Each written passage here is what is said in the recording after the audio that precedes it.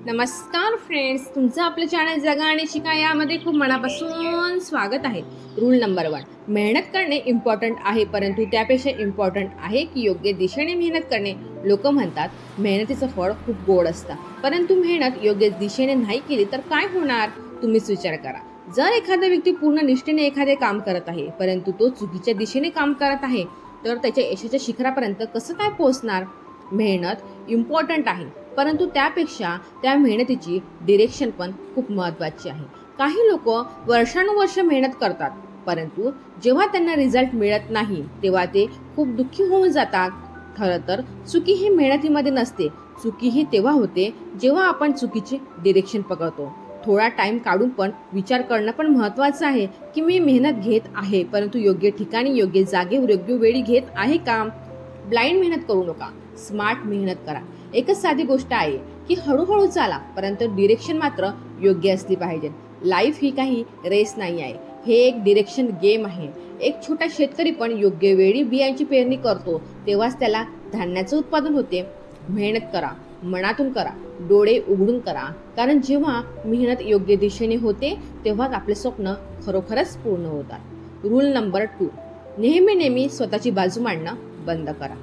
जीवनही असं आहे ना, इथे तुम्हाला काही लोक चांगलं म्हणणार, काही लोक वाईट म्हणणार.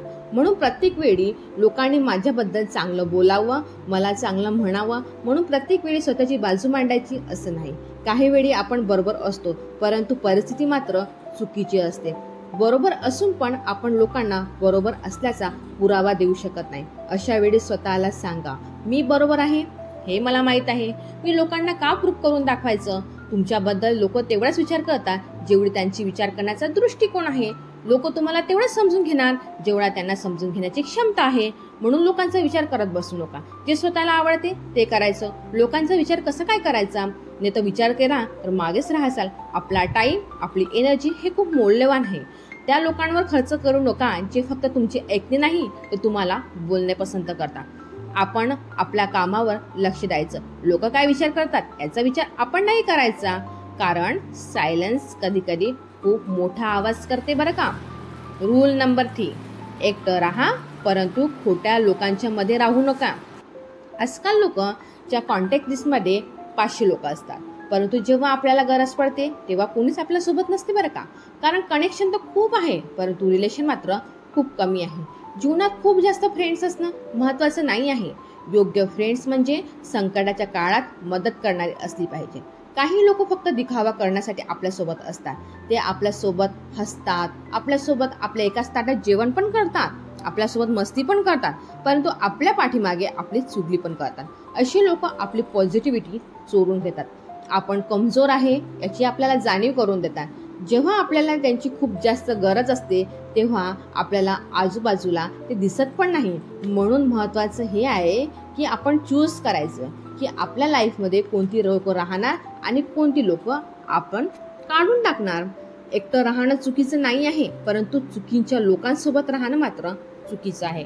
रूल नंबर 4, जर तुम्ही खरं बोलत असाल तर कोणालाच घाबरू नका, कारण खरं बोलणं पण सोपं नाही आहे. कधी कधी असं वाटतं ना, आपल्याशी काही लोक खूप नाराज आहे. आपल्यासोबत नाराज असण्याचं कारण म्हणजे आपण असं काही बोलून गेलो असतो जे समोरच्याला ऐकणं पण पसंत नसतं. कारण लोकांना असं वाटतं आपण ते बोललो पाहिजे जे त्यांना कानाला ऐकायला चांगलं वाटलं पाहिजे. आता तुम्हीच विचार करा, खोटं बोलून समोरच्याला हॅपी ठेवणं बरोबर आहे का? त्यामुळे आपली आत्मा बेचैन होते. खरं बोलल्याने एखाद्याला वाईट वाटलं आणि त्याने रिलेशन तोडून टाकलं तर विश्वास ठेवा, ते रिलेशन खोटं असते. खरे रिलेशन खरं बोलल्याने नाही तुटत. खरं बोलायला कधीच घाबरू नका. स्वतःवर विश्वास ठेवा आणि पुढे जा. रूल नंबर 5, कितीही खराब वेळ असली तरीही घाबरू नका. वेळ ही प्रत्येक वेळी सारखी नसते. दुःख हे प्रत्येकाच्या वाट्याला येतच. कधी रिलेशनमुळे येतं, कधी पैशामुळे येतं, कधी परिस्थितीमुळे सुद्धा येतं. अशा वेळी असं वाटणं साहजिक आहे की मी आता कधीच ठीक होणार नाही, माझी परिस्थिती कधी ठीक होणार नाही. परंतु वेळेनुसार हळूहळू सगळं ठीक व्हायला लागतं. जसं प्रत्येक रात्रीनंतर एक नवीन सकाळ येते, तसंच प्रत्येक दुःखानंतर सुख सुद्धा येतं. जेव्हा आपण दुःखी असतो तेव्हा आपण असा विचार करतो आता नेहमीसाठी राहणार, परंतु खरं तर हे आहे ना की पेन इज टेम्पररी. ना दुःख नेहमीसाठी असतं ना सुख नेहमीसाठी असतं. प्रत्येक परिस्थितीत स्वतःवर विश्वास ठेवणं, प्रत्येक परिस्थितीत स्वतःला संयम ठेवणं खूप महत्त्वाचं आहे. तरच आपण आयुष्यात पुढे जाऊ. आय होप तुम्हाला हे 5 रूल तुमच्या जीवनाला योग्य दिशा देण्यासाठी महत्त्वाचे ठरले असतील. तुम्हाला जर हा व्हिडिओ आवडला असेल तर लाईक, शेअर, सबस्क्राईब करायला विसरू नका. धन्यवाद.